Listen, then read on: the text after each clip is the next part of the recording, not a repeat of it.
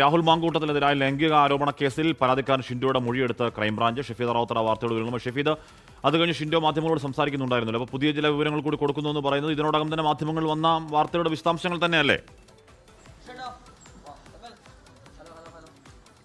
അഷ്മി, അത് തന്നെയാണ്. അതായത് നിലവിൽ ഇപ്പോൾ അദ്ദേഹം ഈ മാധ്യമ വാർത്തകളുടെ അടിസ്ഥാനത്തിലാണ് പരാതി നൽകിയത്. കൊച്ചി സെൻട്രൽ പോലീസിലും അതേപോലെ തന്നെ ബാലാവകാശ കമ്മീഷനിലും പരാതി നൽകിയിരുന്നു. ഈ പരാതിയുടെ അടിസ്ഥാനത്തിലാണ് ആദ്യഘട്ടമെന്നോണം ക്രൈംബ്രാഞ്ച് പ്രത്യേക സംഘം അദ്ദേഹത്തെ വിളിച്ചു വരുത്തി ഇപ്പോൾ മൊഴി രേഖപ്പെടുത്തിയിട്ടുള്ളത്. നടന്ന പ്രാഥമിക മൊഴി രേഖപ്പെടുത്തലാണെന്ന് ഷിൻഡോ തന്നെ ഇപ്പോൾ പറഞ്ഞിട്ടുമുണ്ട്.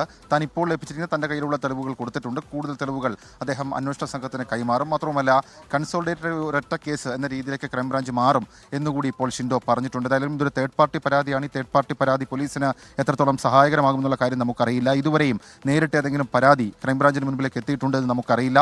അതടക്കമുള്ള കാര്യങ്ങളിൽ കൂടുതൽ വ്യക്തത വരുത്തിയ ശേഷം പ്രതികരിക്കാമെന്നാണ് ക്രൈംബ്രാഞ്ച് ഉദ്യോഗസ്ഥർ പറഞ്ഞിട്ടുള്ളത്. ഹാഷ്മി.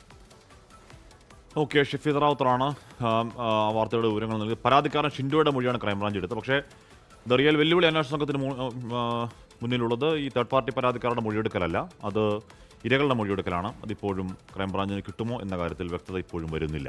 ഷഫീദാണ് വാർത്തയുടെ വിവരങ്ങൾ നൽകിയത്. ലോകത്തെവിടെയായാലും ഏത് സമയത്തും 24 വാർത്തകളും ഓഗ്മെന്റഡ് റിയാലിറ്റി പാക്കേജുകളും എക്സ്പ്ലെയിനറുകളും വിശദമായി കാണാൻ ഞങ്ങളുടെ യൂട്യൂബ് ചാനൽ നിങ്ങൾക്ക് സബ്സ്ക്രൈബ് ചെയ്യാം.